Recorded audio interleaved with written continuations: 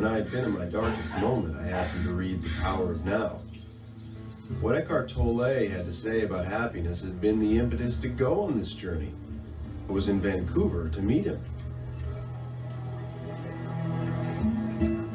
You were there on a park bench for 2 years, and you slept on the park bench? Rarely, but I did spend most of the days on park benches in parks, different parks in London. Did you eat 3 meals a day? No. 1 meal a day if I was lucky. As you sit here, is it possible for you to simply watch what's happening around you without adding any interpretation to it? To just be present with what is.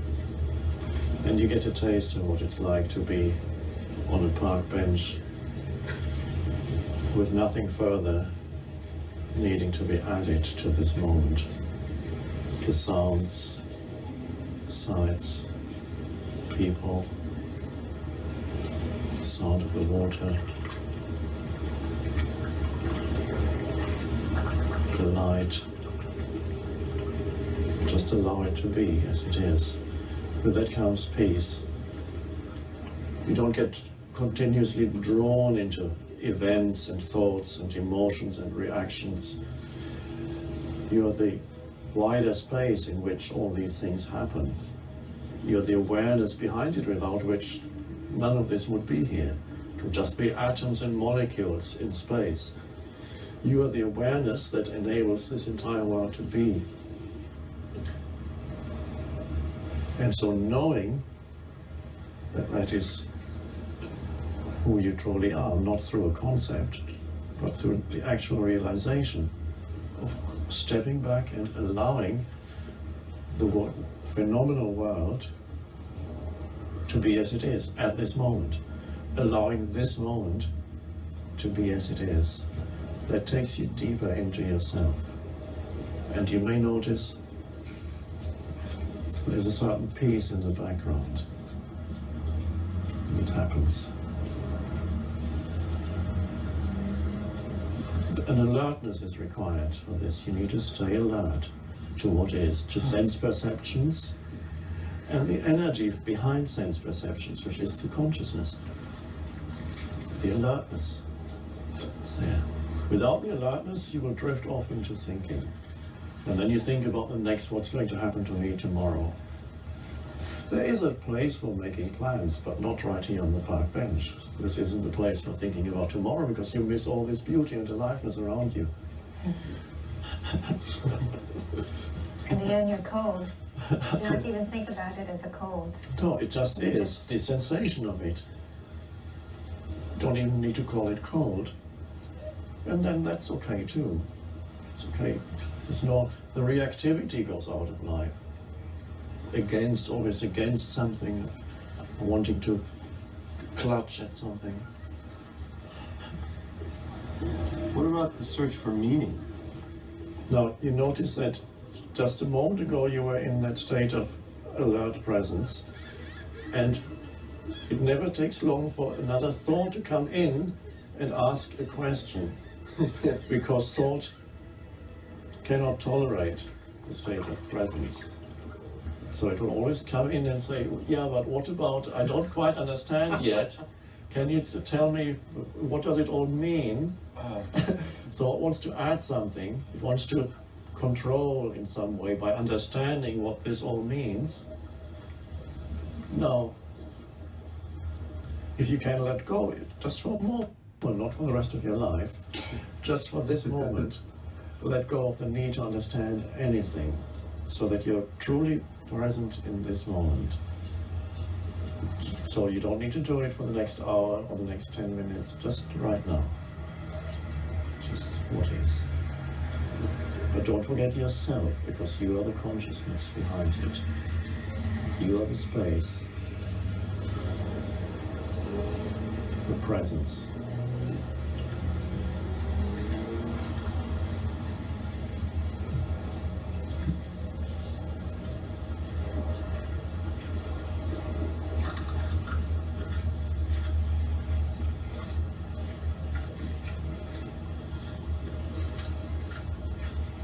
Can you feel that your body is alive? Yeah. So stay with that feeling and then perceive. It's easier to perceive without interpretation when you can feel that your body is alive. You feel the inner aliveness throughout your body. So some of your attention is there. The rest is on the outside world. That roots you in the present moment. It anchors you in the present moment.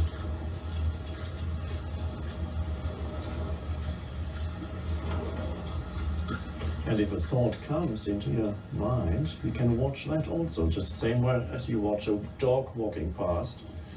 You can watch a thought arising in your mind, and you don't have to follow it to where it wants to go. So you simply watch the thought that arises in your mind and let it go in the same way that the dog walks past you.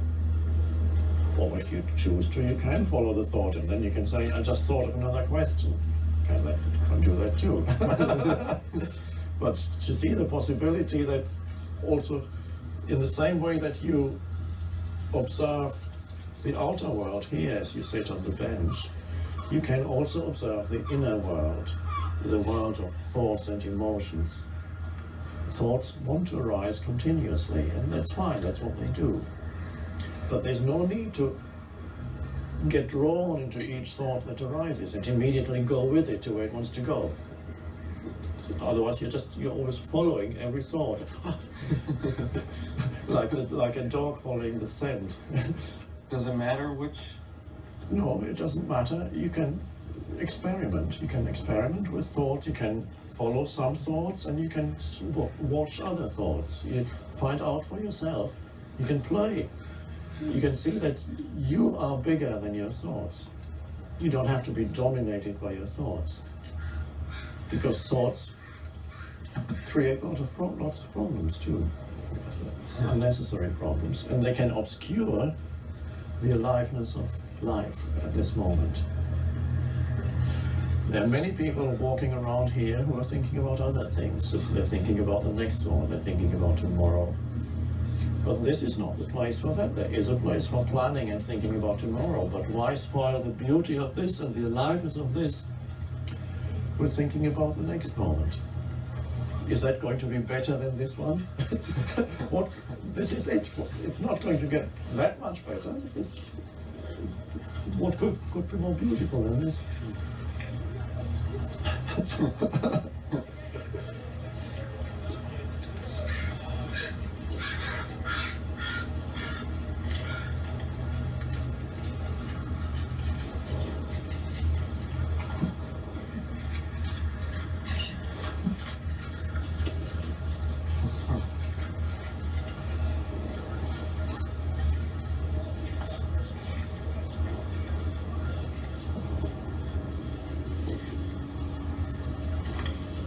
It's the awakening of something within you that is deeper than thought.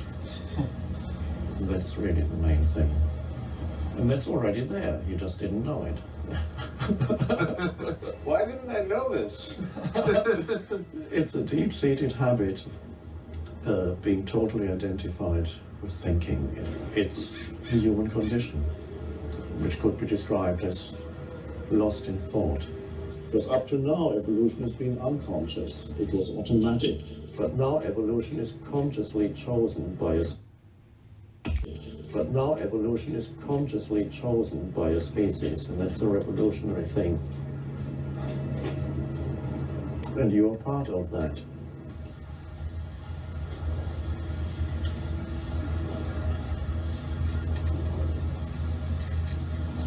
I can still make movies, I can still have a girlfriend. Oh, yes. Even if I'm... Yes, it's beautiful. It's a playground. You play around with the world. You take action. You relate, but you're not lost in it. Most humans are lost in it. What about pain? I mean, physical pain or emotional pain of losing someone? Most of the human pain is psychologically created. There's an enormous amount of psychological pain, suffering, I call that. When suffering goes, and there's a possibility for humans now to live without suffering, that is the possibility. There may still be some physical pain. It may be that you get toothaches or bodily pains from time to time. Suffering is another level that lies on top of the pain. Suffering implies a story, a little me that is unhappy, a mentally constructed entity, a little me that has an unhappy story that is its identity. And that creates an enormous amount of suffering.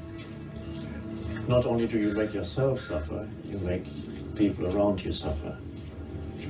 To be at one with life is to be at one with the present moment, because that's the only place where life can be found. You cannot leave the space of now. That stays with you, whatever you do, wherever you go. Your life has never been not now, and will never be not now. Are you making the present moment into an enemy some way, internally? Through thinking about something that's nothing to do with now. I need to figure something out. Well, first of all, be here fully. And then whatever is needed in your life comes.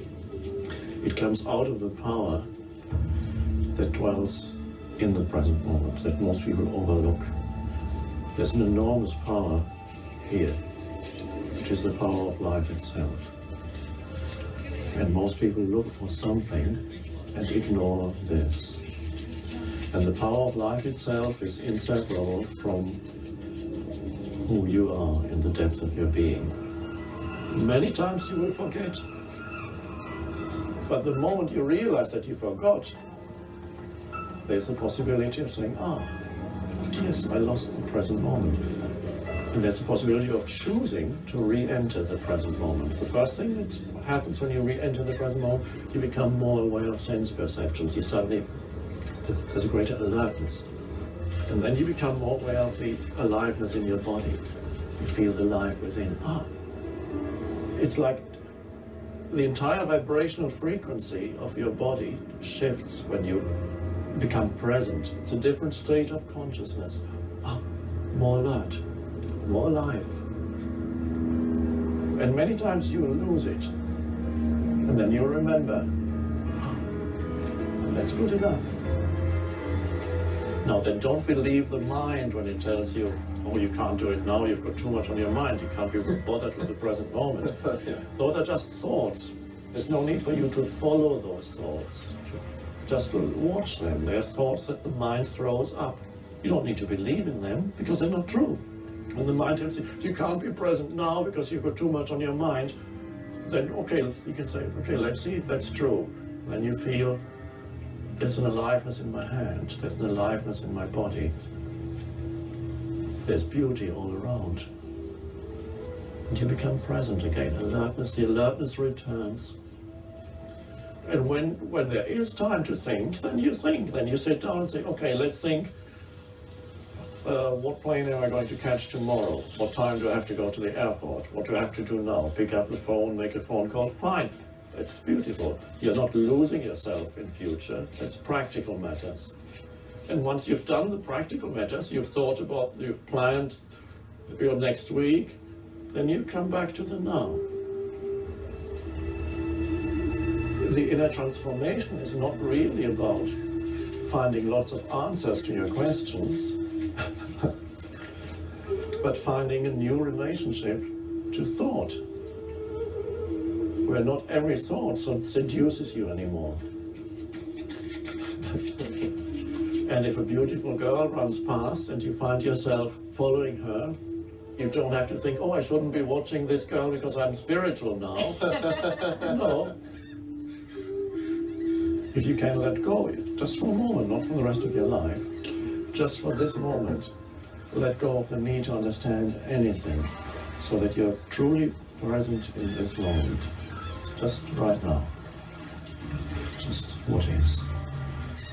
But don't forget yourself, because you are the consciousness behind it. You are the space, the presence.